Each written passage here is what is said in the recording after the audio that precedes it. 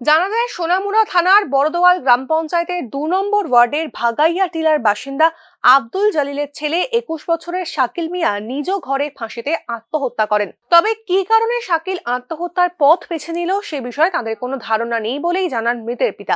দেখছেন কি দেখছেন প্রথম জায়গায়? আমি সকালে ঘুমাতে যখন উঠছি উঠে আমি হাত মুখ ধুইছি, নামাজ পড়ছি, এরপরে ওই ছোটো ছোটো দুটা মুরটার বাচ্চা আছে এটি চিটকি করতেছে। আমি ঘরের ভিতরে বাইরে দিয়ে দেখি যে দল শিকল মারা আমি ঘরে ঢুকেই দেখলাম একটা টেবিলের উপরে পা দিয়ে আর একটা ইয়ে দেন মেদান লাগে রয়েছে। আমি তাই কাকা নামাই রাখছি, আমি মনে করছি যাওয়া তা বলে কি হয়েছে, মানে কি কারণে ফাঁসি দিয়েছে আপনারা?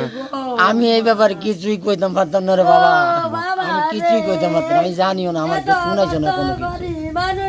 আগে বা এমন কোনো ঘটনা ঘটছেনি বা কোনো আগে তো আমি এমন কোনো ইয়া দেখছি কিছু আপনারা জানছেন না? না, আমি কিছু জানছি না, আমি কিছুই জানছি না।